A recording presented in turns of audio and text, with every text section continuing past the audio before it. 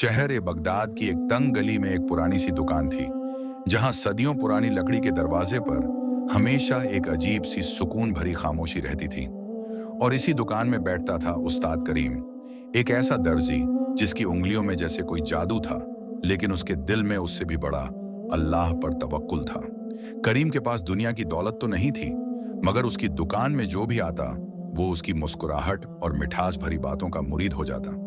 हालांकि उसके घर के हालात ऐसे थे कि कभी कभी चूल्हा जलने के लिए भी पड़ोसी की तरफ देखना पड़ता था।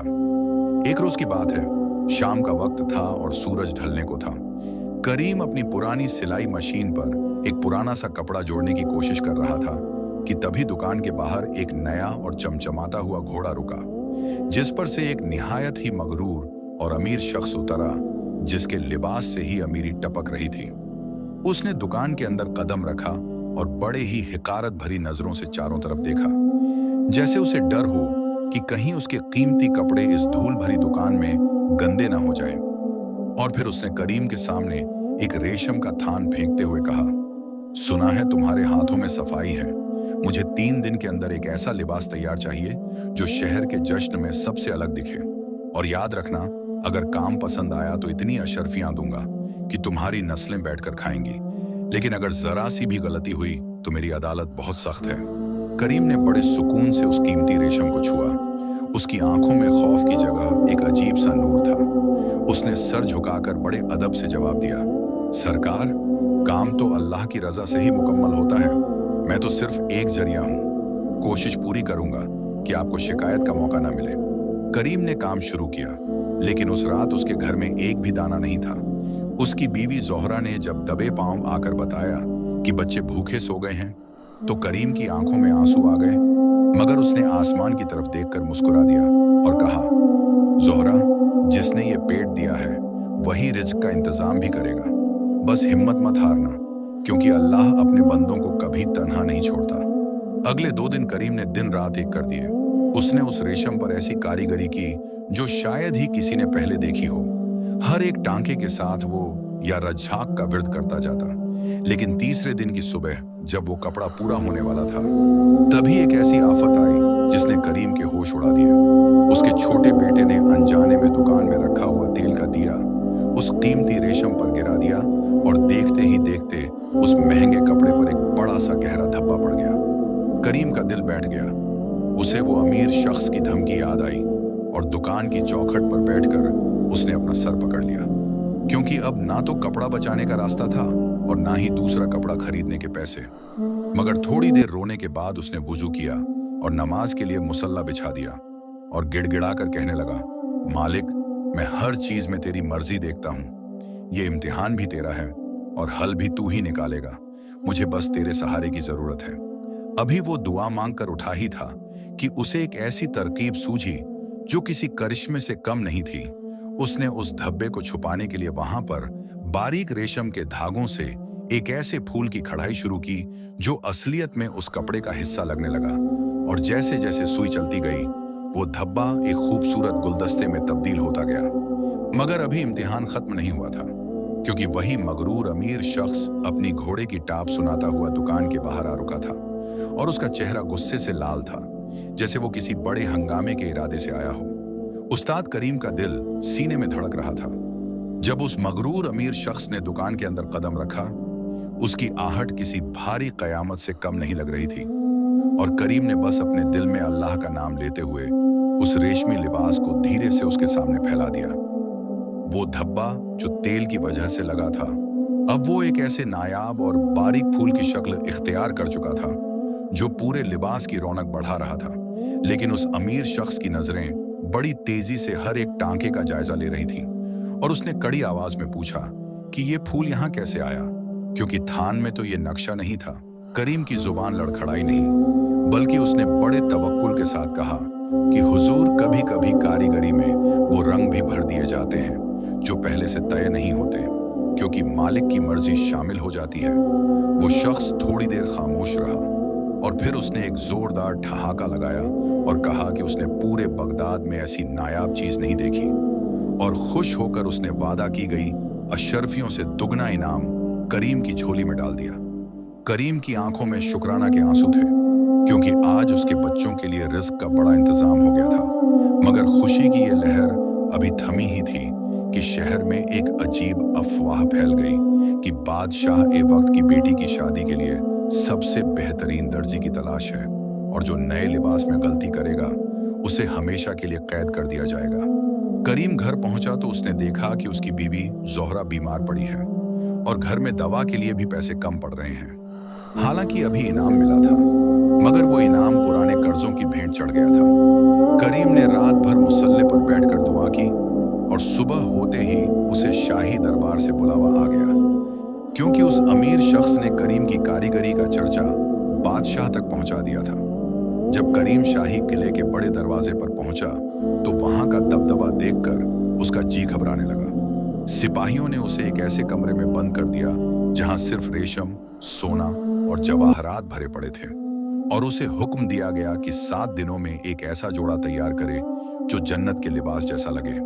करीम ने काम शुरू तो किया, लेकिन तीसरे ही दिन उसकी आंखों की रोशनी धुंधली होने लगी, क्योंकि लगातार बारीक काम और रोने की वजह से उसकी नजर कमजोर हो रही थी। उसने महसूस किया कि अगर वो अंधा हो गया तो काम कैसे पूरा करेगा, और अगर काम पूरा ना हुआ तो मौत या कैद यकीनी है। उसने हिम्मत नहीं हारी और अंधेरे में भी अपनी सुई चलाता रहा। वो हर टांके पर यही कहता कि मेरे मालिक, मेरी आंखों का नूर तू ही है और तू ही मेरी लाज रखने वाला है। एक रात जब वो थक कर सो गया तो उसे ख्वाब में एक बुजुर्ग मिले, जिन्होंने उसे एक पुरानी नदी के पास जाने को कहा, जहां से उसकी मुश्किल का हल निकलना था। सुबह उठते ही करीम ने दरबानों से दरख्वास्त की कि उसे थोड़ी देर के लिए बाहर जाने दिया जाए, मगर उन्होंने मना कर दिया और उसे डराया कि अगर काम रुक गया तो अंजाम बुरा होगा।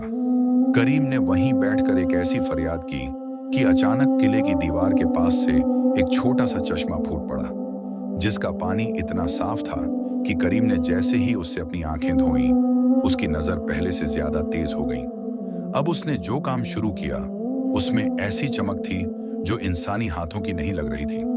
लेकिन जैसे ही छठा दिन खत्म हुआ, शाही दरबार के बड़े वजीर ने आकर उसे खबर दी कि बादशाह ने इरादा बदल दिया है और अब उसे जोड़ा नहीं बल्कि एक ऐसा खैमा तैयार करना है जो एक ही रात में मुकम्मल हो जाए, वरना उसे सजाए मौत दी जाएगी। करीम का दिल कांप उठा, क्योंकि एक रात में इतना बड़ा खैमा सीना नामुमकिन था। लेकिन उसने मुस्कुराकर कहा कि मेरा अल्लाह हर नामुमकिन को मुमकिन करने वाला है, और उसने सुई उठाकर उस भारी कपड़े पर पहला टांका लगाया ही था कि अचानक उसके कमरे की खिड़की से हजारों परिंदे अंदर दाखिल हुए, जिनके चोंच में रेशम के धागे थे, और वो करीम की मदद करने लगे। ये मंजर देखकर करीम की अक्ल दंग रह गई, मगर उसने समझ लिया कि ये सब उसके यकीन का नतीजा है। सुबह जब वजीर दरवाजा खोलने आया तो उसने देखा कि एक ऐसा खैमा खड़ा है जो सूरज की किरणों से भी ज्यादा चमक रहा था। लेकिन उस वजीर के दिल में जलन थी और उसने चुपके से उस खैमे के बीच में एक बड़ा सा छेद कर दिया ताकि बादशाह गुस्से में आ जाए और करीम को सजा मिल जाए। जब बादशाह का काफिला वहां पहुंचा तो करीम ने देखा कि उसकी सारी मेहनत पर पानी फिर गया है, क्योंकि वो बड़ा सा सुराख साफ नजर आ रहा था। करीम ने आंखें बंद की और दिल ही दिल में कहा कि यार रब, अब तू ही मेरा पर्दा रखने वाला है। और जैसे ही बादशाह ने उस सुराख की तरफ उंगली उठाई, वहां से एक ऐसी रोशनी निकली कि सबकी आंखें चुंधिया गईं। बादशाह की उंगली उस सुराख की तरफ उठी ही थी कि वजीर के चेहरे पर एक जहरीली मुस्कुराहट दौड़ गई। उसे लगा कि अब करीम का सर कलम होना तैयार है, मगर जैसे ही बादशाह ने उस छेद के करीब कदम बढ़ाया, उस सुराख से निकलने वाली रोशनी इतनी तेज हो गई कि पूरा मैदान नूर से भर गया और सबने देखा कि वहां कोई फटना या सुराख नहीं था, बल्कि वहां एक ऐसा नायाब हीरा जरा हुआ था जो कुदरती तौर पर उस रेशम के अंदर से फूट रहा था। दरअसल ये करीम के उन आंसुओं का असर था जो उसने रात भर दुआ में बहाए थे, और अल्लाह ने उसकी लाज रखने के लिए उस जगह को एक मौजज़ा में बदल दिया था। बादशाह हैरत से दंग रह गया और उसने करीम के कंधे पर हाथ रखकर कहा कि ओ दर्जी, तू कोई आम इंसान नहीं लगता। तेरे हाथों में वो हुनर है जो फरिश्तों का लगता है। लेकिन वजीर का सीना जलन से जल रहा था और उसने फौरन बादशाह के कान में झर घोला कि जहां पनाह, ये कोई हुनर नहीं बल्कि जादू है, और जादू की सजा मौत होनी चाहिए, क्योंकि ये हमारे तख्त के लिए खतरा हो सकता है। करीम खामोश खड़ा रहा और उसने सिर्फ इतना कहा कि सरकार, जादू वो होता है जो धोखा दे, लेकिन मेरा अल्लाह वो है जो सच्चाई को दुनिया के सामने लाता है। बादशाह ने तय किया कि वो करीम का एक आखिरी इम्तिहान लेगा और उसने हुक्म दिया कि करीम को एक ऐसी जगह ले जाया जाए जहां दूर दूर तक ना पानी हो और ना ही कोई साया। वहां उसे एक पुराना और फटा हुआ कफन दिया गया और कहा गया कि इस पुराने कफन से एक ऐसा जश्न का लिबास बनाओ जिसे पहनकर मुर्दा भी जिंदा लगे। ये बात सुनते ही दरबार में सन्नाटा छा गया, क्योंकि ये नामुमकिन था। करीम को सहारा के बीचों बीच छोड़ दिया गया और उसके पास ना सुई थी और ना धागा, सिर्फ वो पुराना फटा हुआ कपड़ा था और सर पर जलती हुई धूप थी। करीम ने मिट्टी पर बैठकर अपनी उंगलियों से जमीन खोदनी शुरू की और हर बार यही कहा कि या अल्लाह, तूने यूसुफ को कुएं से निकाला, तूने यूनुस को मछली के पेट में महफूज रखा। मैं तो तेरा एक गुनहगार बंदा हूं, मगर मेरा भरोसा तुझ पर है। दोपहर होते होते धूप इतनी सख्त हो गई कि करीम का गला सूख गया और वो बेहोश होने लगा। तभी उसे एक आहट सुनाई दी और उसने देखा कि एक हिरण दौड़ता हुआ उसके पास आया, जिसके सींगों में रेशम की बालें फंसी हुई थीं, और उसने अपना सर करीम के सामने झुका दिया। करीम ने समझ लिया कि यह गैबी मदद है। उसने उन रेशम के धागों को अलग किया और अपनी उंगली की नोक से, जो धूप से जलकर सुर्ख हो गई थी, उस कपड़े पर काम शुरू किया। वो फटा हुआ कफन धीरे धीरे एक ऐसी पोशाक बन रहा था जिसकी खुशबू पूरे रेगिस्तान में फैल गई। तीसरे दिन जब बादशाह अपने वजीर के साथ वहां पहुंचा तो उसने देखा कि करीम बेहोश पड़ा है, मगर उसके हाथ में जो लिबास था वो सूरज की रोशनी में चमक रहा था। बादशाह ने जैसे ही उस लिबास को छुआ, उसे एक ऐसी ठंडक महसूस हुई जैसे उसने जन्नत की हवा को छू लिया हो। वजीर ने अब भी हार नहीं मानी और उसने कहा कि बादशाह, ये सब धोखा है। अगर ये लिबास वाकई इतना मुबारक है तो इसे पहनकर कोई बीमारी दूर करके दिखाए। बादशाह की बेटी, जो बरसों से एक ऐसी बीमारी में मुबतला थी जिसका कोई इलाज हकीम नहीं कर पा रहे थे, बादशाह ने हुक्म दिया कि यह लिबास शहजादी को पहनाया जाए। करीम को होश आया तो उसने सिर्फ एक बात कही, शिफा देने वाली जात सिर्फ अल्लाह की है, मैं तो सिर्फ एक दर्जी हूं। जब शहजादी ने वो लिबास पहना तो एक मोजिजा हुआ। उसके चेहरे की जर्दी खत्म हो गई और वो ऐसे खड़ी हो गई जैसे उसे कभी कोई तकलीफ थी ही नहीं। बादशाह की आंखों में खुशी के आंसू आ गए और उसने वजीर को वहीं कैद करने का हुक्म दे दिया। लेकिन करीम ने आगे बढ़कर वजीर का हाथ पकड़ लिया और कहा कि बादशाह, इसे माफ कर दीजिए, क्योंकि अगर ये ना होता तो मेरा अल्लाह पर यकीन इतना मजबूत ना होता। इसकी दुश्मनी ने मुझे मेरे रब के और करीब कर दिया। बादशाह करीम की इस दरिया दिली पर फिदा हो गया और उसने उसे अपने सल्तनत का सबसे बड़ा ओहदा देना चाहा, मगर करीम ने बड़े अदब से इनकार कर दिया और कहा कि सरकार, मुझे वो पुरानी दुकान और वो सुई धागा ही पसंद है, क्योंकि जब मैं कपड़ा सीता हूं तो मेरा दिल अपने मालिक से बातें करता है। मुझे दौलत नहीं, बस लोगों की दुआ चाहिए। बादशाह ने करीम के गांव में एक बड़ा मदरसा और शफाखाना बनवा दिया और करीम वापस अपनी दुकान पर लौट गया। मगर किस्सा यहाँ खत्म नहीं होता, क्योंकि अब करीम के पास एक ऐसा शख्स आने वाला था जिसके सवालों का जवाब देने के लिए करीम को अपनी जान की बाजी लगानी थी। वो शख्स एक बहुत बड़ा फलसफी था जो खुदा के वजूद पर सवाल उठाता था, और उसने सुना था कि बगदाद में एक दर्जी है जो कहता है कि हर टांका अल्लाह की मर्जी से लगता है। उसने करीम की दुकान पर आकर कहा कि अगर तुम मुझे दिखा सको कि तुम्हारी सुई को खुदा चला रहा है तो मैं मान लूंगा। करीम ने मुस्कुराकर कहा कि बैठिए हुजूर, पहले एक प्याली चाय पीजिए, फिर मैं आपको दिखाता हूं कि सुई कैसे चलती है। उस रात जब आसमान पर चांद पूरा था, करीम ने उस फलसफी को अपने साथ बिठा लिया और एक अजीब सा सफेद कपड़ा निकालकर सीना शुरू किया। जैसे जैसे सुई अंदर बाहर हो रही थी, उस फलसफी को ऐसा लगने लगा जैसे हर टांके के साथ उसके दिल की धड़कन जुड़ी हुई है। और फिर अचानक करीम ने सुई रोक दी और कहा कि अगर मैं ये टांका अभी तोड़ दूं तो क्या आपकी सांस रुक जाएगी? वो फलसफी कांपने लगा, क्योंकि उसे महसूस हो रहा था कि उसकी जिंदगी की डोर उस दर्जी के हाथ में है। करीम ने उसे समझाया कि ये सुई में नहीं चला रहा, बल्कि वो जात चला रही है जिसने हम सबको पैदा किया है। हम सब सिर्फ उसके हाथ के धागे हैं। वो शख्स करीम के कदमों में गिर पड़ा और उसने हमेशा के लिए अपने शक को छोड़ दिया। मगर तभी शहर में एक ऐसी बीमारी फैल गई जिसने अमीर गरीब सबको अपनी लपेट में ले लिया। लोग मरने लगे और करीम ने देखा कि उसकी दुकान के बाहर कफन सिलने वालों की लाइन लग गई है। उसकी बीवी और बच्चे भी इस बीमारी का शिकार हो गए। अब करीम का असल इम्तिहान शुरू हुआ था। क्या उसका यकीन इस बरसती हुई मौत के सामने टिक पाएगा या वो टूट जाएगा? क्योंकि अब वो दूसरों के लिए नहीं बल्कि अपने ही परिवार के लिए दुआ कर रहा था और आसमान खामोश था। शहर बगदाद की फिजाओं में मौत का रक्स जारी था और हर तरफ से सिर्फ सिसकियों और रोने की आवाजें आ रही थीं। वही करीम जो दूसरों के फटे हुए नसीब को अपनी सुई से जोड़ा करता था, आज उसकी अपनी दुकान के बाहर एक ऐसी खामोशी छाई थी जिसे देखकर पत्थर का दिल भी पिघल जाए। क्योंकि उसकी शरीके हयात जोहरा और उसके नन्हे बच्चे उस मौजी बीमारी की वजह से बिस्तर से लग गए थे और उनके चेहरों की रौनक ढल चुकी थी। करीम ने अपनी पुरानी मशीन को एक कोने में खड़ा कर दिया और दिन रात उनकी खिदमत में जुट गया। मगर हालात पल पल बिगड़ते जा रहे थे और हकीमों ने भी हाथ खड़े कर दिए थे कि अब सिर्फ कोई करिश्मा ही इन्हें बचा सकता है।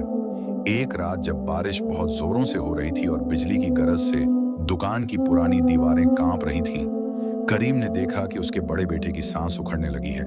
उसने फौरन मुसल्ला बिछा दिया और सजदे में गिरकर गिड़गिड़ाने लगा कि या मेरे मालिक, तूने मुझे अमीरी दी तब भी मैं तेरा शुक्रगुजार था, तूने मुझे आजमाइश में डाला तब भी मैंने उफ ना की, मगर मेरे बच्चों की मासूमियत पर रहम खा, क्योंकि मैं तो सिर्फ एक दर्जी हूं, मगर तू तो सारी कायनात का रफूगर है जो बिगड़े हुए नसीबों को पल भर में ठीक कर देता है।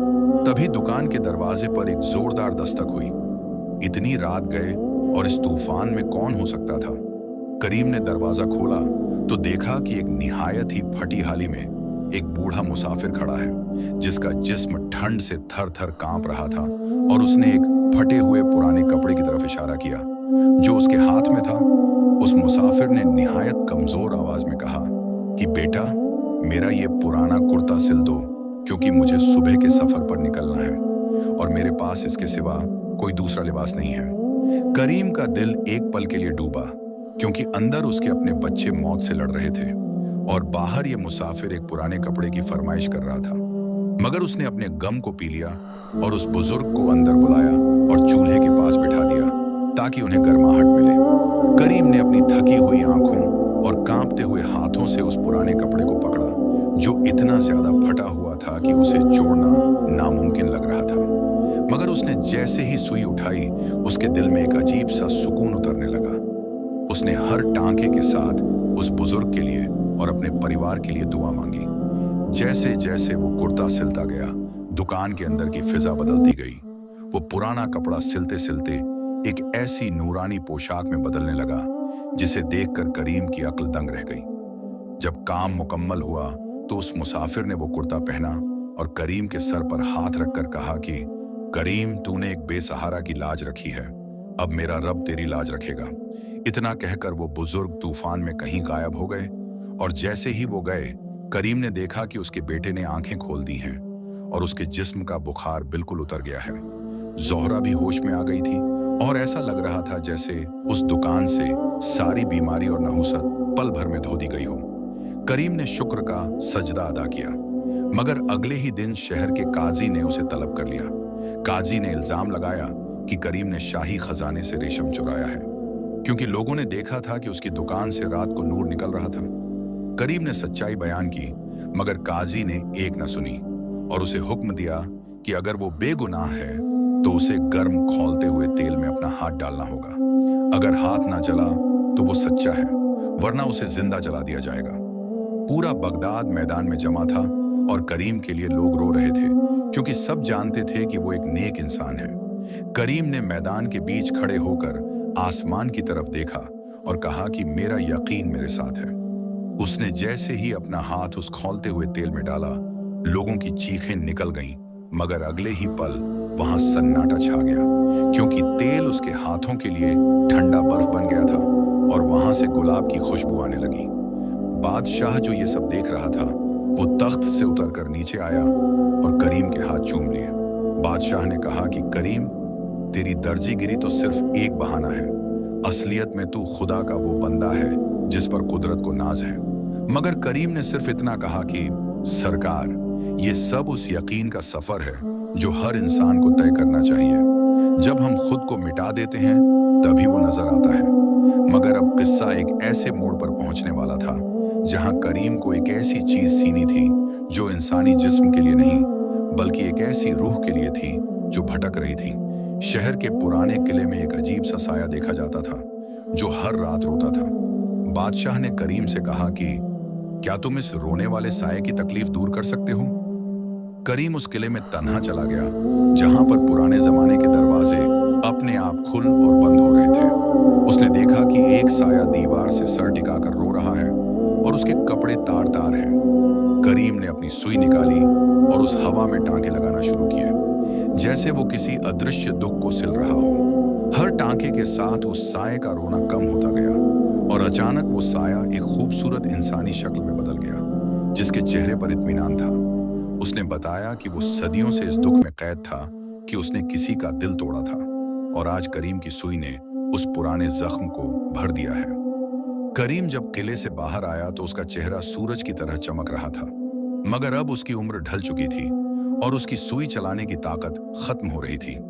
उसने अपने बच्चों को बुलाया और वो पुरानी सुई उन्हें देते हुए कहा कि बेटा, हमेशा याद रखना, कपड़ा सिलना आसान है मगर टूटे हुए दिलों को जोड़ना सबसे बड़ी कारीगरी है।